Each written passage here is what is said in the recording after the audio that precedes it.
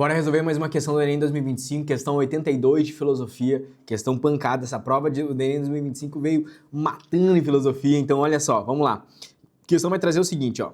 O texto apresenta a estrutura de governo da cidade ideal pensada por Platão, que postula uma indissociabilidade, ou seja, aquilo que não é separável, né? Aquilo que é indissociável entre o quê? Quais são os dois pontos que Platão considera indissociável no governo de uma cidade? Ele vai dizer, a cidade justa é governada pelos filósofos, conceito de Platão chamado rei filósofo. Ele dizia que a sociedade deveria ser governada, né, liderada pelos filósofos, que eram aqueles que detinham o conhecimento, a sabedoria para poder governar uma cidade de uma forma justa, administrada pelos cientistas, protegida pelos guerreiros e mantida pelos produtores.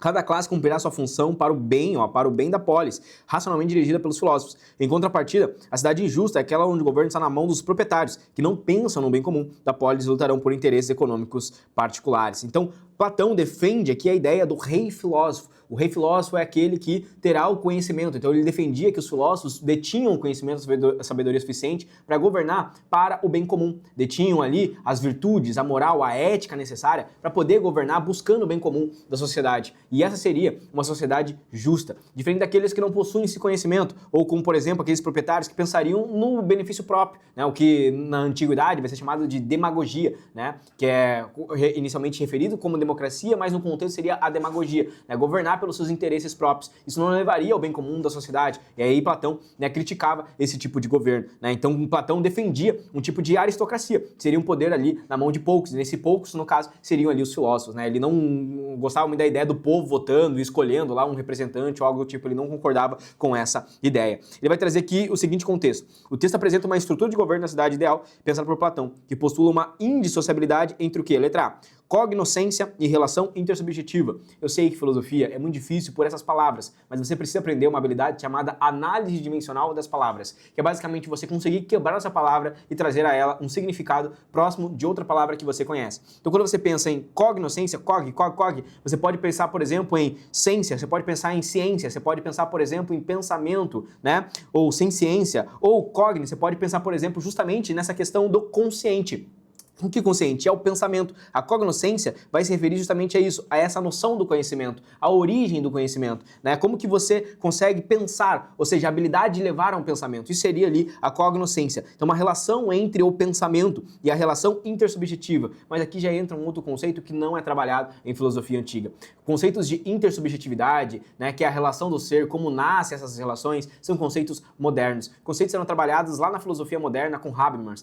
Ou seja, quando a gente trabalha de filosofia antiga, a gente não tem essas noções de estudo do ser, estudo da subjetividade, o que é o ser no mundo, qual o seu papel, qual é o seu propósito. Isso não eram fatores que eram discutidos na filosofia antiga. Então essa aqui é uma alternativa difícil do ponto de vista das palavras, mas que você precisa ter essa habilidade de olhar e pensar, bom, isso faz sentido para um contexto de filosofia antiga? Será que isso era algo discutido na filosofia antiga? Será que a subjetividade do ser era discutida na filosofia antiga? Não, isso não é. A discussão sobre a intersubjetividade é uma discussão moderna da filosofia. Então está errada. A letra B diz mitologia e teoria cosmogônicas. Aqui nós temos mais uma palavra-chave de filosofia antiga. Primeiramente, cosmogonia significa origem do cosmo, origem do universo, né? Então gonia vem de origem e cosmo vem de universo. Cosmogonia era como queriam explicar no início ali a origem, inicialmente através do mito. A filosofia rompe com o mito. Então Platão não vai fazer uma distinção, ou seja, não vai colocar na sua argumentação o mito, porque Platão trazia a racionalidade, né? A gente venceu ali o mito, ou seja, a explicação pelo mito, e agora a gente busca uma explicação racional. A gente busca ali a explicação da origem do cosmos, da cosmogonia, agora trazendo já o estudo da origem do cosmos, a cosmologia, né? Então a gente vai evoluindo nesse ponto e Platão defende ali um argumento racional. Mas perceba, aqui Platão não está discutindo a origem do universo como os pré-socráticos. Ele está discutindo sobre os tipos de governo, sobre a governança, sobre quem deve governar. Então aqui é um erro de contexto da alternativa.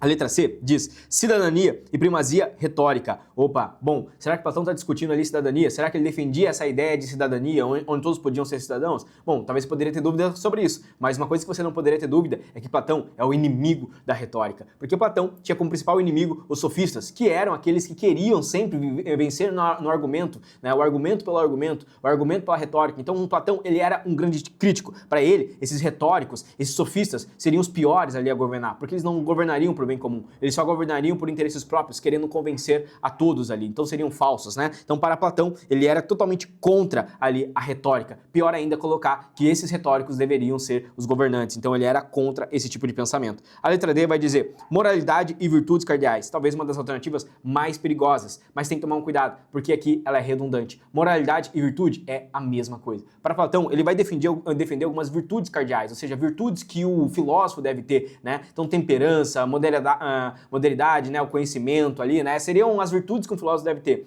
E essas virtudes compõem a moral desse filósofo. Então, moralidade e virtude não traz, ou seja, não responde ali à indissociabilidade. Quando ele traz ali, o texto apresenta uma estrutura de governo no qual é pensado por Platão, que postula uma indissociabilidade. Indissociabilidade pressupõe que a gente vai ter dois pontos que são indissociáveis. Só que nesse caso, moral e virtude é a mesma coisa do ponto de vista de Platão, né? Então a virtude faz parte da moralidade do filósofo. Então aqui não responderia o que ele está trazendo como ponto. O que responde é a letra E, que é a ética e o exercício de poder. Perceba que nós estamos falando sobre poder, sobre governo, sobre o rei filósofo de Platão. E para Platão não é indissociável o exercício do poder com a ética. Então é necessário que quem vai exercer o poder também seja ético, seja um filósofo. É isso que para ele é indissociável. Então não dá, por exemplo, mas eu não posso exercer o poder mesmo não sendo ético? Para Platão, não. Isso seria um tipo de injustiça.